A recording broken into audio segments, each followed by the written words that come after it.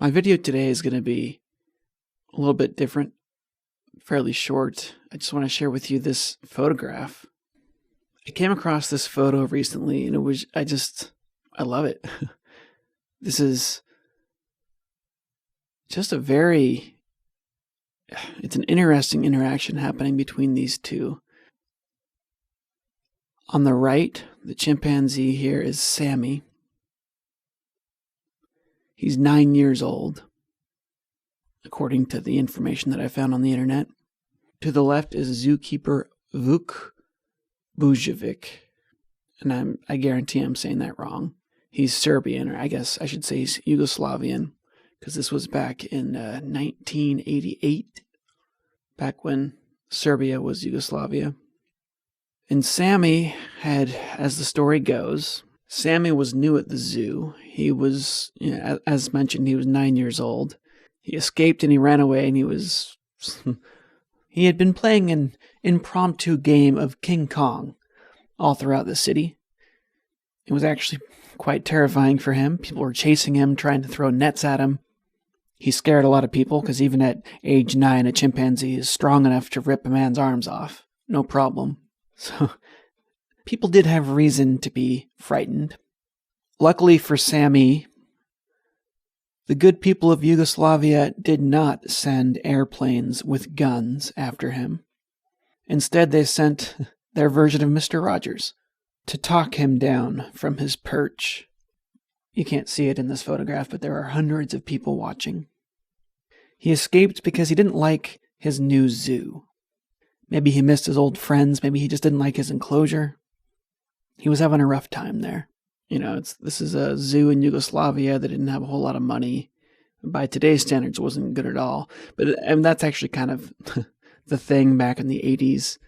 No matter what you think of zoos today, they were a lot worse. The zoo systems, they started out kind of as freak shows, and then over time we realized that, wow, these animals are really special. We should treat them better. So this is in the 80s. This is kind of in that transition period where zookeepers are starting to change how things are done. But of course, this was a communist country. They weren't doing super well at this point in history, and resources were thin. This guy's enclosure was not a happy place to be in. He didn't like it. He knew the zookeeper. They were friends, sort of. But for Sammy at this time in his life, the zookeeper is the only person he really knew. All of his friends he had left from the old zoo where he was born. There's a series of pictures here. Actually, you can see, man, he's a beautiful chimpanzee. Look at him. Very, very thick coat of fur. It's kind of unusual. And he had been chased around, by people all day. And it must have been really nice for him to see his buddy, the one guy that he knows. Buddy is the wrong word. It's like it's the one familiar creature in his world that's still around. Everything was taken from him when he left his last zoo. Supposedly he has a daughter. Sammy has a daughter.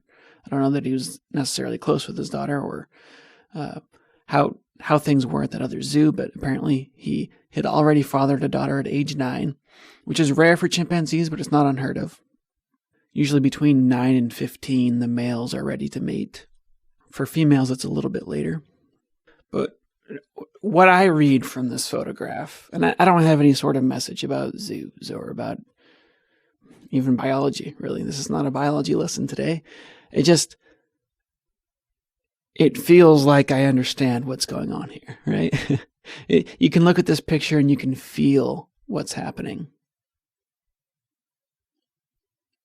He seems very upset about his situation. Actually, they both seem fairly upset about their situation. This poor man's trying to convince this chimpanzee that, I guess it sucks, but it's what it is. According to the story, Sammy had spent the entire day running around town, terrified, trying to find something better than where he came from, and there wasn't anything. There was just scary things everywhere. There were angry people. And so this look on his face right now, he's just realizing maybe the zookeeper's right. Maybe the zoo is as good as it gets. He seems very defeated here. But also, he seems very glad to have his zookeeper friend finally by his side. After the whole day of craziness, he's got someone he knows at his side. And according to the article I read, this encounter ended with them holding hands and the zookeeper taking him, leading him to his car, and they drove back to the zoo, and all was well for a while. It eventually broke out again, and the second time he ended up being tranquilized, and then he didn't escape for several years after that. He died at age 13 of intestinal issues, which, who knows what could have caused that. I mean, all sorts of things, really. You kind of want to blame it on, like, poor diet, maybe bad animal husbandry, but there are many things that can cause intestinal issues. And that's pretty young for a chimp. Chimps usually live about 33 years in the wild. When I saw this picture, I just wanted to share it with you. It's 3:48 in the morning, so I don't know, maybe I'm a little bit drunken on sleepiness, but I just felt like this was a cool thing to share. There's just something poetic about this, even though it's like a sad story. It's kind of, it's drenched in misery, really, this photograph, but also this really intense, really genuine interaction. Now, of course, this is just a single photo. Maybe it just looks more poetic than it actually is. Maybe Sammy's just picking his nose. Maybe the zookeeper's look of concern on his face is really because his pants split when he kneeled down like this, and he doesn't want everyone to see. It is possible that I'm deeply misinterpreting this photograph, but look at that. Look at that expression that Sammy is making.